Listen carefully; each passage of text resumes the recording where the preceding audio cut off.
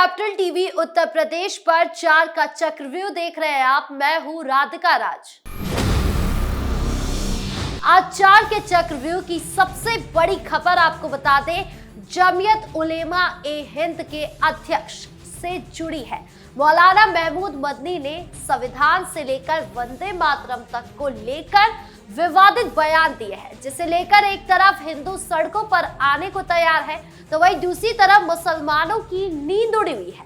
साथ ही पार्टियों के रिएक्शन भी सामने आ रहे हैं। तो क्या कुछ हुआ, मौलाना ने क्या कुछ कहा, बताएंगे आपको विस्तार से। गोरखपुर की जमीन से सीएम योगी ने एक बार फिर अतिक्रमणकारियों और माफियाओं को लेकर बड़ा बयान दिया है। साथ ही उन्होंने पिछली सरकार के उन कारनामों को सामने रखा जो कई सालों से दबे हुए थे, और इन सब के बीच सीएम योगी ने कब्रिस्तान का भी जिक्र किया। तो क्या कुछ बोले सीएम योगी गोरखपुर की धरती से, बताएंगे आपको। कार सेवकों पर गोलियां चलाने वाले और रामलला को काल्पनिक बताने वाले समाजवादी पार्टी आज राम मंदिर के सामने घुटने टेकने को मजबूर है, लेकिन फिर भी सियासत जहन से नहीं जाती है। एक तरफ जहां समाजवादी पार्टी के वरिष्ठ नेता और फैजाबाद से लोकसभा सदस्य अवधेश प्रसाद ने राम मंदिर के दर्शन किए, तो वहीं दूसरी तरफ बीजेपी सरकार को जमकर निशाना भी साधा। तो क्या कुछ हुआ रामनगरी में, बताएंगे आपको। दिल्ली ब्लास्ट के बाद एनआईए और एटीएस की टीम लगातार एक्टिव नजर आ रही है। लगातार सबूत इकट्ठे किए जा रहे हैं और इसी बीच यूपी में आतंकियों के स्लीपर सेल की तलाश तेज कर दी गई है, जिसके बाद कई गिरफ्तारियां भी हुई है। गिरफ्तारियों में कौन कौन पकड़ा गया, क्या सबूत एटीएस के हाथ लगे हैं, बताएंगे आपको। तो चलिए शुरू करते हैं 4 का चक्रव्यूह। शुरुआत करते हैं 4 के चक्रव्यूह की सबसे बड़ी खबर से, जो मौलाना महमूद मदनी से जुड़ी है। जमीयत उलेमा ए हिंद के राष्ट्रीय अध्यक्ष मौलाना महमूद मदनी ने एक राष्ट्रीय सम्मेलन के मंच से जो बयान दिया, उसने पूरे देश को हिला कर रख दिया। मौलाना ने बिना किसी लाग लपेट के कहा, वंदे मातरम की कुछ पंक्तियां इस्लाम के सिद्धांतों के खिलाफ है। मुर्दा कौमें सरेंडर करती है। अगर कहा जाएगा वंदे मातरम बोलो तो वो बोलना शुरू कर देगी। जिंदा कौम हालात का मुकाबला करती है। उन्होंने आगे कहा, जब जब जुल्म होगा तब तक जिहाद होगा। सुनिए क्या कुछ कह रहे हैं मौलाना। ये कहना पड़ता है कि गुज़िश्ता कुछ अरसे से बिलखुसूस बाबरी मस्जिद, तलाक सलासा जैसे बहुत से मसलों पर फैसले के बाद ये तासुर आम हो रहा है कि अदालतें हुकूमतों के दबाव में काम कर रही हैं।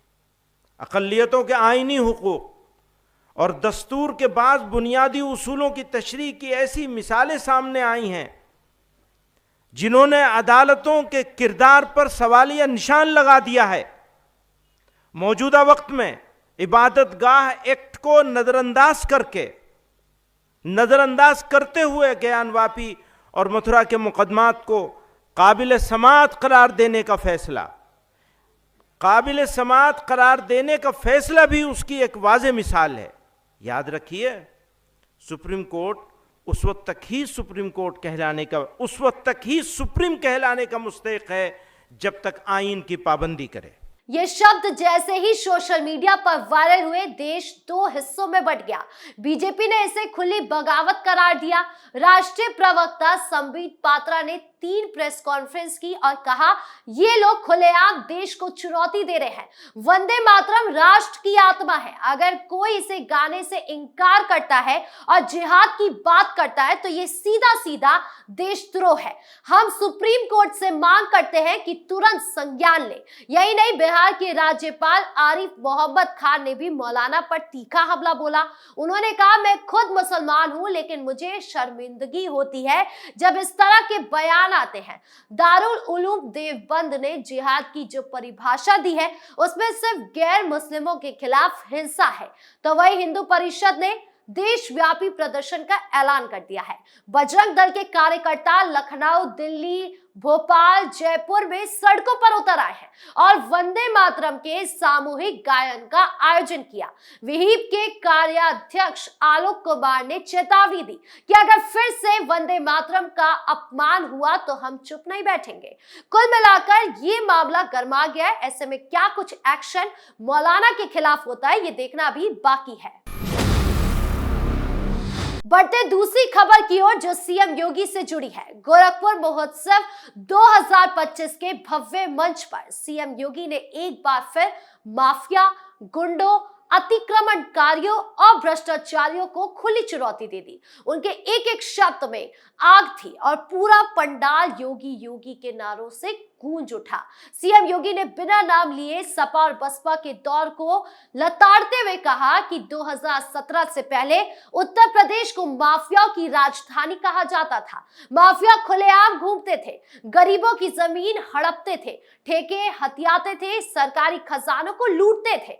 पुलिस और प्रशासन उनके सामने नतमस्तक रहते थे। लेकिन आज वही माफिया या तो जेल की सलाखों के पीछे है या जहन्नुम पहुंच चुके हैं। सुनिए क्या कुछ बोल रहे हैं सीएम योगी। परिणाम है उत्तर प्रदेश आज कानून व्यवस्था और सुरक्षा की दृष्टि से देश के अंदर एक मॉडल स्टेट के रूप में अपने आप को स्थापित करने में सफल हुआ। सुरक्षा का माहौल कैसे होना चाहिए, लोग उत्तर प्रदेश का आज उदाहरण देते हैं। अपराधियों और माफियाओं के खिलाफ कार्रवाई कैसे होनी चाहिए, आज उदाहरण उत्तर प्रदेश का लोग देते हैं। सियासी गलियारों में इसे 2027 के विधानसभा चुनाव का सबसे मजबूत ट्रम्प कार्ड माना जा रहा है। दिसंबर से ही प्रदेश के हर जिले में माफिया मुक्त यूपी अभियान फिर से शुरू होने वाला है। हर थाने में माफिया और गुंडों की नई लिस्ट चस्पा की जाएगी। उनके खिलाफ फिर से बुलडोजर एक्शन होगा। विपक्ष खासकर समाजवादी पार्टी पूरी तरह बौखलाई हुई है क्योंकि सपा के कई मौजूदा विधायक और पूर्व सांसद भी एटीएस और ईडी की रडार पर है। इसलिए सपा इस बयान का कोई जवाब नहीं दे पा रही है और चुप्पी साधे हुए है। बढ़ते तीसरी खबर की ओर जो अवधेश प्रसाद को अपने ही बयान और अपने ही चक्रव्यूह में फंसा रही है। समाजवादी पार्टी के वरिष्ठ नेता और अयोध्या यानी फैजाबाद लोकसभा सीट से सांसद अवधेश प्रसाद ने परिवार के साथ रामलला का भव्य दर्शन किया। सुबह 9 बजे से ही वो पत्नी, बेटे, बहू और पोते पोतियों के साथ राम जन्मभूमि पथ पर पहुंचे थे। लाल टोपी लिए, हाथ में पूजा की थाली लिए, पूरी श्रद्धा के साथ रामलला के सामने माथा टेका, आरती उतारी, प्रसाद चढ़ाया और करीब 45 मिनट तक दर्शन करते रहे। ये कोई साधारण दर्शन नहीं था, ये सियासी भूचाल था। जिस पार्टी ने कार सेवकों पर गोलियां चलवाई, जिसके बड़े नेता रामलला को काल्पनिक बताते थे, जिसने बाबरी विध्वंस के बाद जश्न मनाया, उसी पार्टी का सांसद आज राम मंदिर में घंटियां बजाता दिख रहा है। यह पहला मौका था जब सपा के किसी बड़े नेता ने इतने खुले तौर पर बिना किसी लाग लपेट के रामलला के दर्शन किए। लेकिन सपा की सियासत कहां इतनी आसानी से बदलने वाली थी। मंदिर से बाहर आते ही अवधेश प्रसाद ने प्रेस वालों के सामने वही पुराना राग छेड़ दिया। उन्होंने कहा, राम मंदिर तो जनता की श्रद्धा से बना है, बीजेपी ने सिर्फ राजनीतिक क्रेडिट लिया है।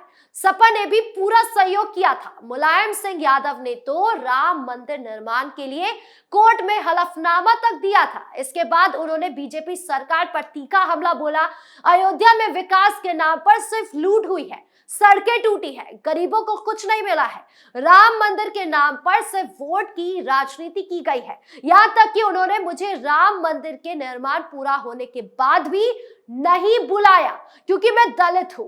यानी एक तरफ तो अवधेश प्रसाद ने राजनीति की, तो वही दूसरी तरफ राम मंदिर आकर उन्होंने सपाइयों के एजेंडे को चुनौती दे दी, जिससे वो चक्रव्यूह में बुरी तरह फंस गए।